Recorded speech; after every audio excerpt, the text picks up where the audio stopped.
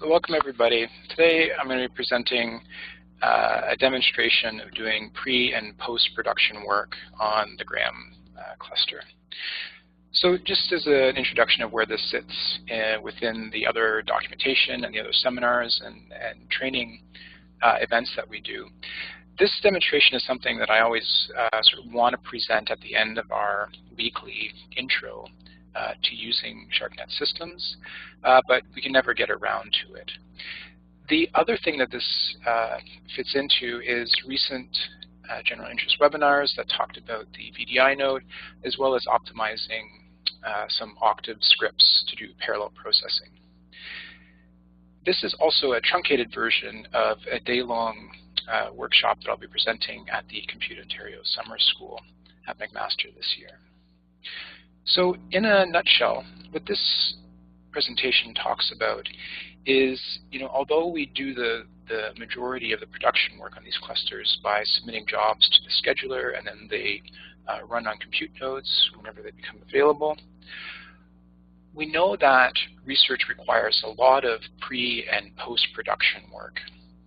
Now, oftentimes that ends up being entirely done on your local computer, and that can be done for a large amount, but what we want to present today is actually ways of doing that where your local computer interacts very closely with resources on Graham to interact with data or procedures on Graham.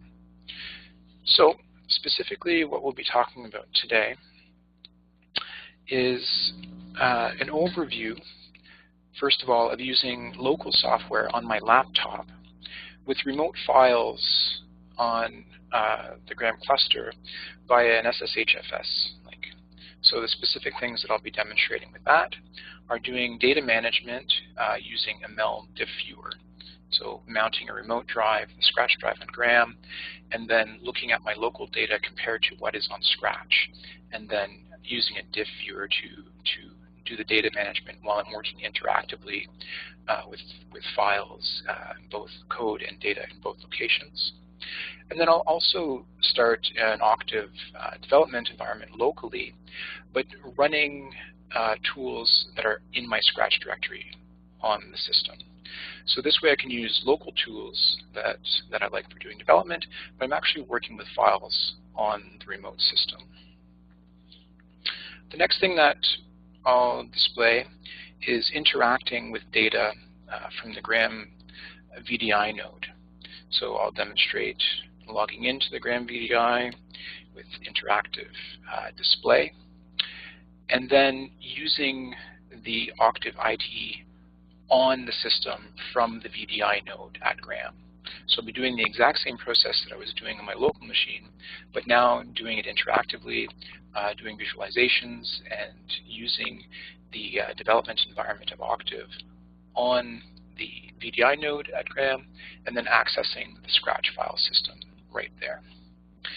Now, the next thing that we want to do, so that's kind of an example of doing some development of modifying code and accessing data files and doing visualization.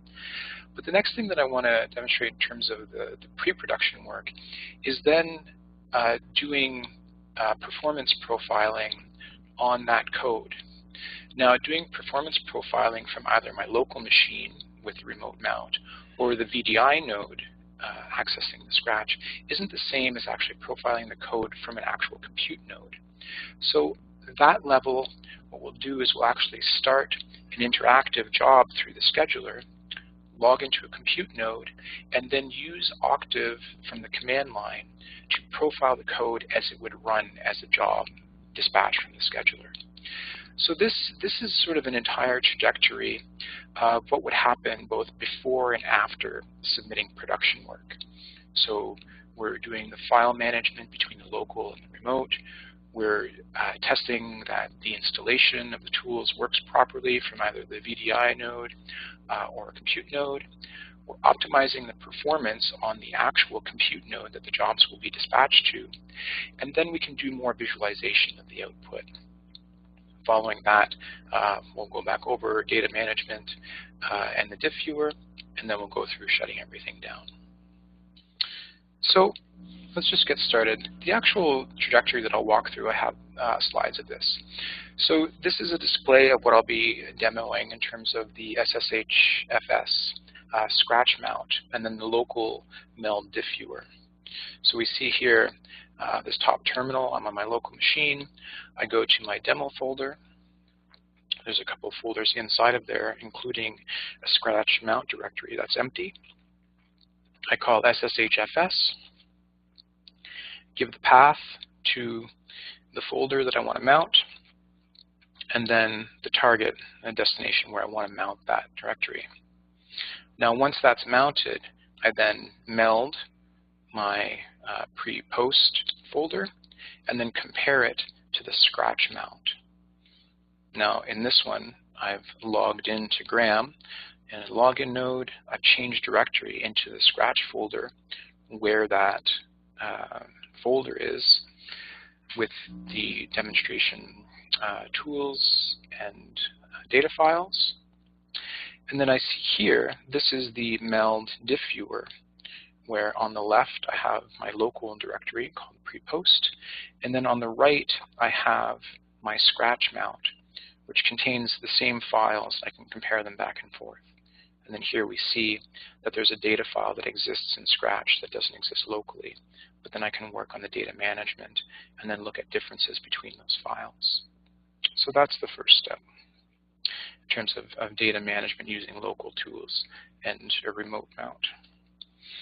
The next thing that I'll demonstrate is once the sshfs mount for the Scratch folder on Graham is established, I can use local software, for example the Octave IDE, to interact with the code on the remote system just as I would locally. So in this case, I have the Octave environment open. I'm now pointing into my general interest webinar folder, and then I can see that the Scratch mount is available here. Now, this is the local installation of Octave. I load a package, and then I add the path to my Scratch mount where I have my tools on the remote file system.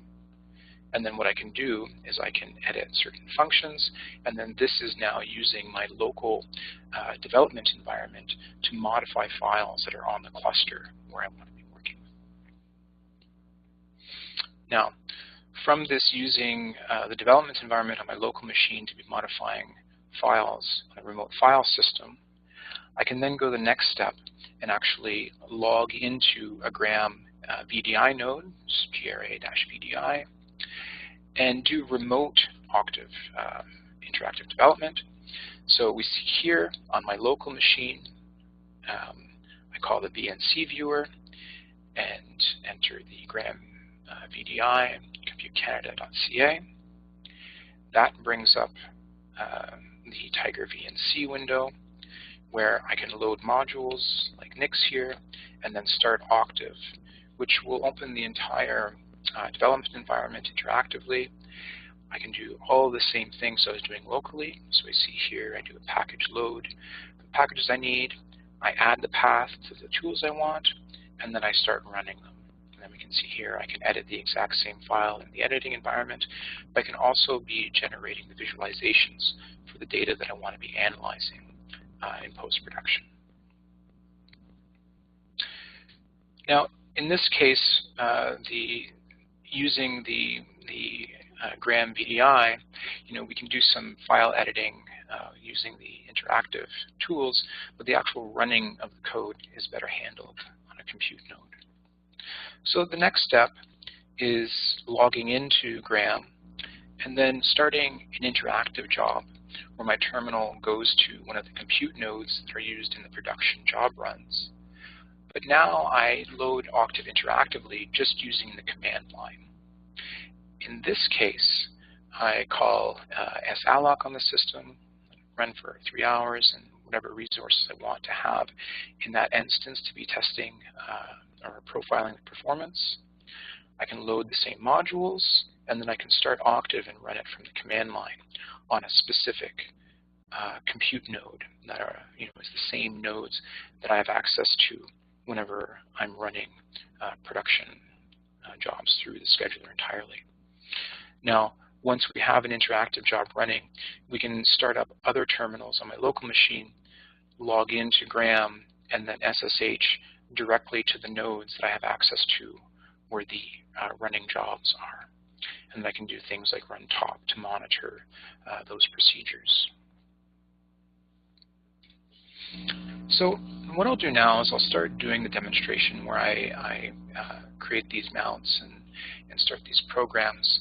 And just to recap, I'll start off by doing an sshfs mount, doing a meld Diff Viewer where I can compare my local and remote folders and do data management and visualizing the differences between the local and remote. And then I'll start another instance where I do the local Octave development environment, accessing the remote files. Then I'll go to the VDI node. I'll start the interactive instance, and then I'll work on those files using Octave from the VDI node. And then finally, I'll start an interactive job on a compute node, and then work from the command line there, profiling the performance of the code that I was editing in the other two locations. So from here, I'm just going to go to another window. And like I said, I would start off doing sshfs mount. So I'm going to cd into demo, just webinar, and then I'm just going to list this. So the tools that I'm going to be using are in this pre-post folder, and then I also have this scratch mount. So what I want to do is I want to call the sshfs and then give it the point on the system, the path on the system that I want to mount into my local scratch mount directory. I hit enter. I think I've already given my keys, and then this will mount. So once this makes the connection, then I can just call the meld viewer to look at differences. And what I'll do is I'll just call meld, which is local software, to compare my local pre-post folder to my scratch mount. And then I'll get this window here. So in this folder on the left, we see my local directory where I have my pre-post tools. These are a bunch of MATLAB or Octave files that I want to be exploring, where they exist here. And then this is the remote directory, now what is contained inside of my scratch mount. I can monitor any of these. For example, there's a data file that exists in Scratch that doesn't exist locally. And if I wanted to, I could just copy that over to the left. And then I could see that these now are identical files locally and on the remote. This file happens to be a CSV file of a job record set that I want to analyze in Octave. Now we can also see some of the code that we'll be looking at.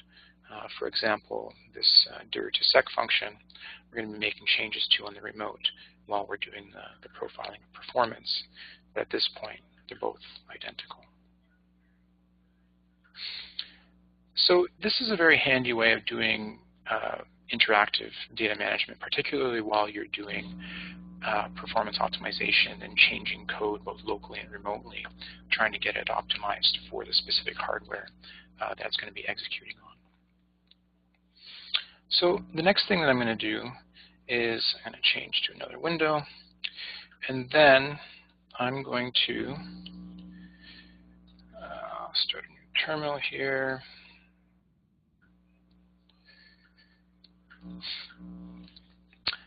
And just start Octave here.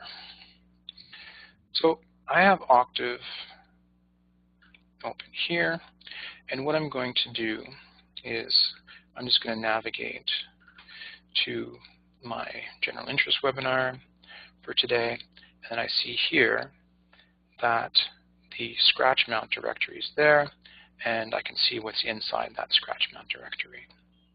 So I can start processing things here. What I need is to do load IO, and then an add path. And what I'm going to do is I'm going to add the path to the files that are in my Scratch mount, and then this folder called sacplot that has the functions that I'm interested in running. From here, I can edit functions that are in that directory that are now in my path. So here we have this job stack function that I might be interested in editing later to optimize the performance on the system. And then this is the actual file that's on the remote system. Now, I can also just start running this code from my local instance of Octave. So this is going to run the job stack function, which is actually found on the Scratch system on Graham. Just to make sure it works. So I'll run this. This will take a couple seconds as it parses that data file that we had a quick peek at, and then it will gather information about the records in that file, and then it'll generate several plots describing the job records. Now, here locally might be one of the best places to interact with the data. Once the computations happen over on the cluster, and this will be, pretty good performance in terms of doing the visualization of complex data. Even though this is all currently behaving on scripts that are on the Graham Scratch file system, but also accessing data. Here we have the input file to the function, which is the data file that's in the Scratch mount. So this is the example of now using local software to interact both with code on the remote file system, Scratch on Graham, and data files that are over there. Now, the next step is, given that there might be a heavy load on the transfer if these procedures have a lot of reading and writing to the data or to the code, what might be better to do is actually just try and replicate this development environment and visualization environment on a node on the Graham system, rather than doing it all through a file system mount. Now, in order to do that, I'll go to another desktop here, and then for this one, I'll open a new terminal, and then I'll call the VNC viewer. And the VNC viewer knows that I'm mostly interested in this Graham VDI, ComputeCanada.ca. I'll hit connect, and then this will start the desktop environment on the Graham VDI node. So what I'll do is I'll just expand this out a bit, and then give me a chance to enter my Compute Canada credentials.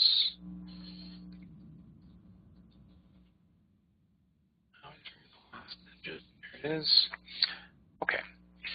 So now, on the Graham VDI node, we now have access, like the compute nodes have, to the Graham file systems and the software stacks that are available for jobs whenever they run.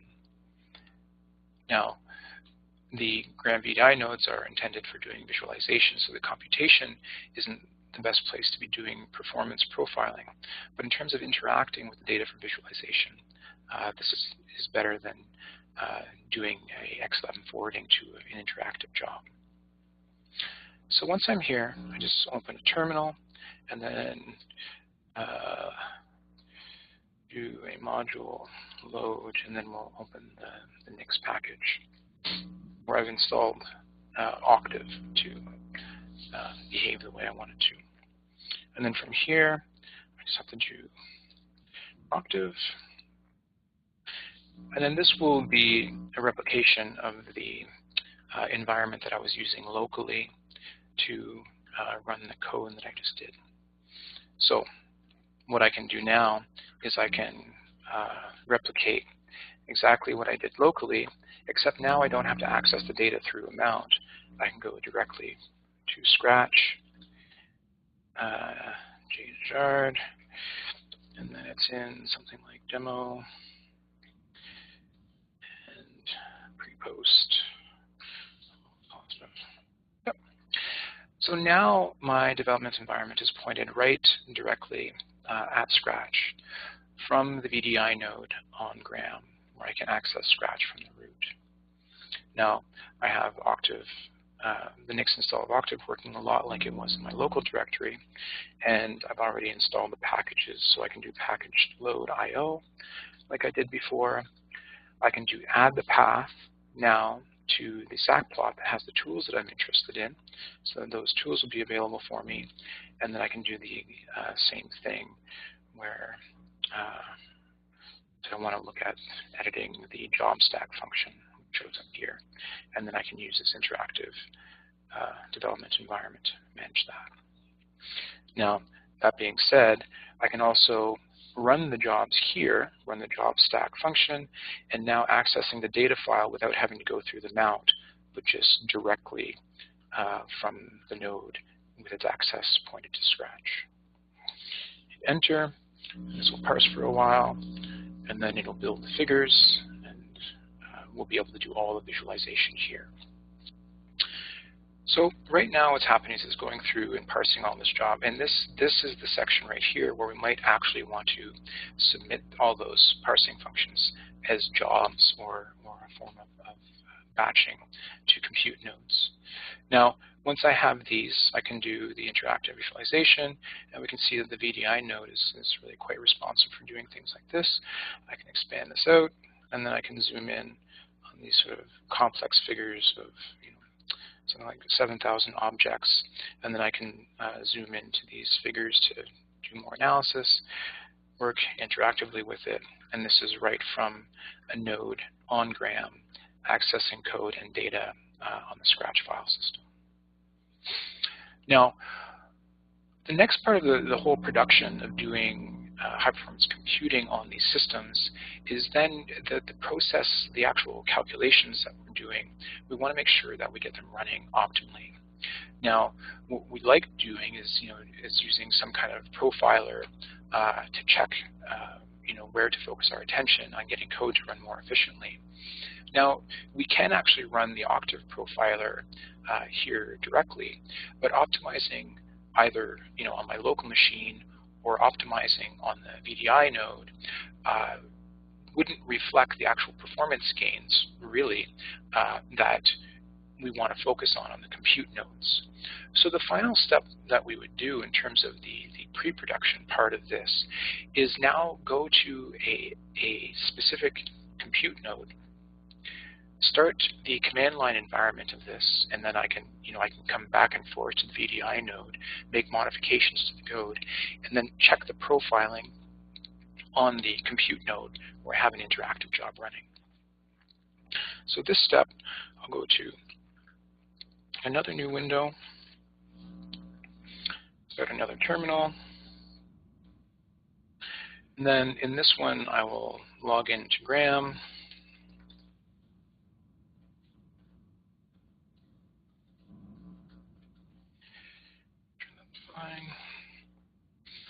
Then once this is logged in, I'll make a request for an interactive job through salloc to the system. Now, salloc will then send my terminal onto a compute node where I can load environments, set everything up, and then start Octave. In this case, I'll just start it from with the command line interface.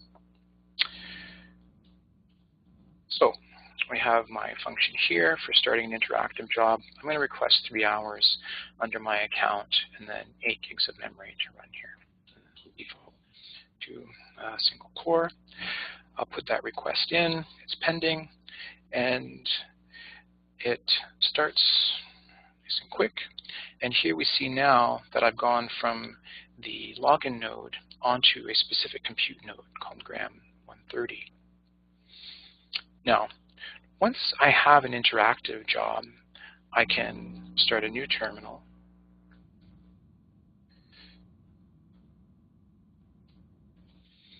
And what I'll do is I will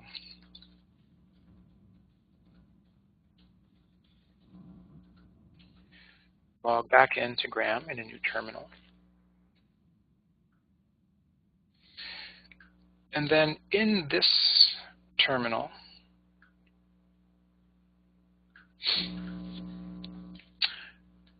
I will SSH into the compute node that's now been captured for my interactive job. So do SSH and then go directly to Gram 130. And now I see both of these terminals are pointed to this node that I have access to, which is identical and really one of the nodes that's available to compute jobs that are dispatched unsupervised from SBatch jobs. So what I can do now is I will actually go directly to batch space. I believe it's in demo and then pre-post. Let's put it here. And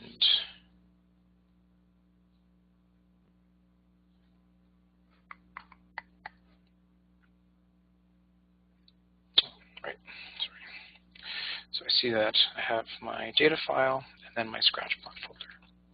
So from here, like I did in the VDI node, I will load the NIX module. And then once the NIX module is loaded, I can start Octave. In this case, because I didn't enable the X11 forwarding, Octave will default to just running in the command line. Now, once I'm here in Octave, I can then do the things I was doing before, where I load the package for I/O, I add the path to my tools, and then from here, I can start running the work that I want to do. Now, what I'm going to do first is I'm actually going to go back to my VDI instance, and I'm going to disable the figures from plotting. Is that, well, actually, I don't need to do that quite yet. So if I just, from here, now that I've have Octave working in the command line interface, I've loaded my package, and I've added the path to the tools that I'm interested in using, then I can just call my job stack function and accessing directly here where I'm pointed on Scratch, the data file that I'm interested in. So I'll just hit enter, and then what will happen is this will now run on the compute node. I'll get a couple things, and then once it tries to run the figures, it won't be able to.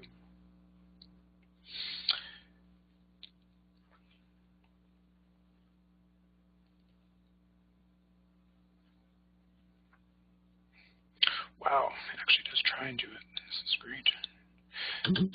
Okay, so it actually plots it right in the command line. Great.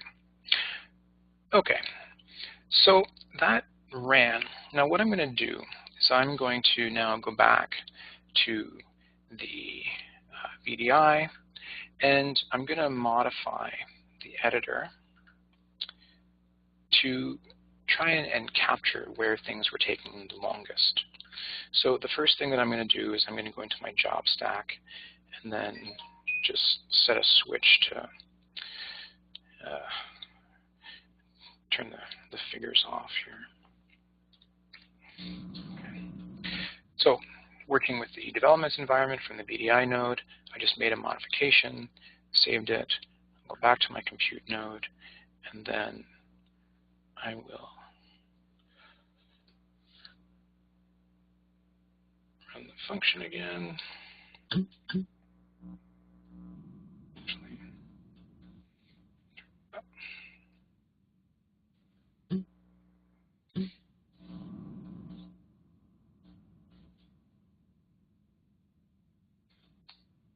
This is behaving weird. Okay. Okay, so something has changed with the display. That seems to be running now. And we'll see how it looks after. Okay, so what I have here is I ran the function suppressing the figures, and now I'm getting these outputs of things that I want to get into profiling the performance of. So in the code somewhere, there's this little elapsed time, which I've isolated into a tick-tock. And what I want to do is try and increase the performance of this. So now that the code is running in a way that I can just do it entirely from the command line without a bunch of extra stuff that really puts demand on visualization, I can start a profiler in Octave, turn the profiler on, and then I will just run this function again.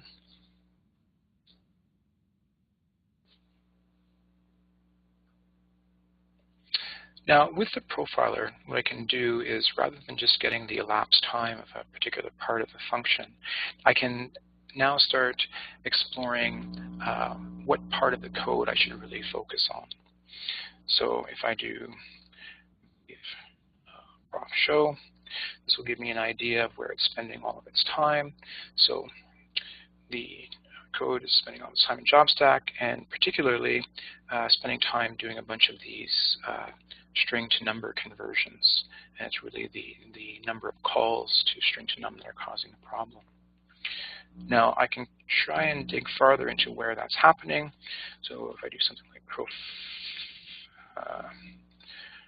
explore, I can now dig into where in the JobStack function this is happening by hitting 1.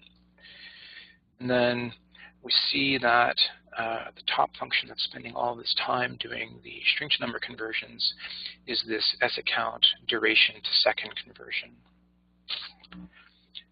So what I want to do is go into the functions in my development environment and then see if I can get rid of a large number of calls to string to fun. So I'll put that. Turn off the profiler here, and then I will clear the record of the profiling information. Now here, I'll go back to my development environment, and I will edit the duration to second function that we found to be taking up the most time in the performance whenever I profile the code on the compute nodes. Enter.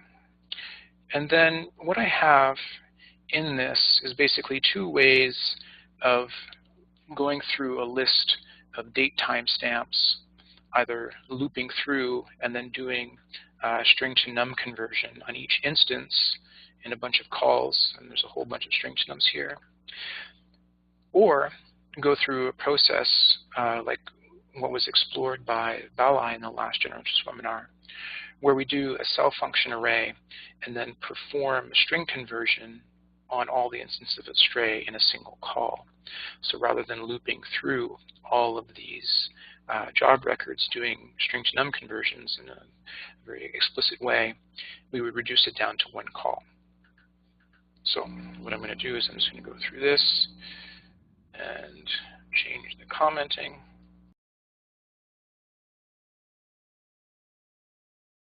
Now, what I'm doing here is I'm modifying the code in the Scratch folder on RAM to try and get the performance to run better.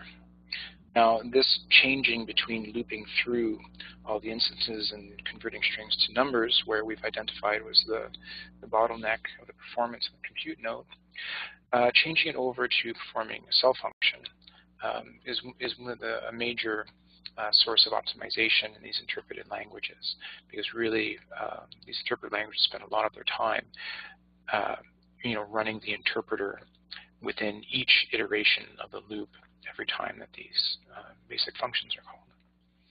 So now I've modified that in the VDI, and if I go back to my compute node where I still have this interactive job running, I can then turn the profiler back on, and then go back to my command call, which is showing up really funny. Run the function, and then I'll get some more of this output. So this runs, and then we see now that I've rerun this function after modifying it in the development environment from the VDI node, that the run went down from, I believe, about 3 seconds down to 0.3 seconds. And then we can take a look at Profiler, so Profile Explorer. You still see job stacks at the top, but now if I go into job stack, I see that the duration to second is no longer at the top. Rather, this is now a new function called mToval, which is likely doing a similar thing. If I look at it, then at the top of that function, it's an issue with a large number of string to num calls. So the next step would now be digging into that other function, mToval, and seeing if I can perform the same optimizations, trying to get rid of these large number of calls to string num. And now that I know how to do it, we can just keep iterating through this, code profiling procedure where I use both the compute node and the VDI node. So all that I have to do now is sort of close everything up. So I'll quit out of the Profile Explorer. I will turn the profiler off. Here the profiling information. And now that I'm finished with the optimization, this is basically, I would still want to go in and see if I can get rid of more of those looped calls to string to num. But once I finish the process of fully optimizing it, then basically this job is ready to be submitted to the scheduler as optimized jobs. So this pre-production stuff is done, and what I'm going to do is I'm going to quit out of Octave. Now that Octave is done, I'm still in my compute node at gram 130, and if I log out of that one, then I'll end up back in the login node, and then I can log out of there if I want. Now, I'm no longer logged in, I'm back in my local computer, and then I can go to the terminal that's managing this job, and I can say, I no longer need this job, and what I'm going to do is I'm going to exit. At that point, the resources are relinquished, and I'm back in the login node, and this is no longer an interactive job, and then I can log out of the system. So I've released my compute node, and then what I'm going to do now is I'm going to go up to my VDI. I don't need this anymore, so I'll close Octave, which will shut down all these windows. And then what I'll do is I can close the terminal, and then I can log out of the system. Now that I've logged out of the system, everything is fine, and then that connection will be relinquished. At this point, I'm back on my local machine. This mount is still here. I don't need to be running Octave locally anymore to be doing visualization and code editing. So I'll close this window, and then I'll close the terminal that started it. And then finally, I'm in the original place where I performed the mount, and I was looking at the files back and forth. At this point, if I Control-R update my Diff Viewer, I can now look at files and see that there is a difference between the files that were over on Scratch and the one that is local. So what I did is I changed the commenting. So locally, I have the optimized cell-phone array commented out, and it was performing the looped procedure, which I've deemed is not the way to go. So what I can do is I can actually just interactively right away transfer all of these changes from the remote code on Scratch and now bring those locally. Now we see that the files are identical, and I'll save it locally.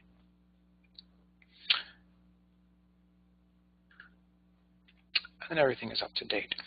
So that's sort of the file management. I see now that I have both the data file that I was working with on the remote and local. I'm happy with the outcome of all this. My functions, there's also a difference here.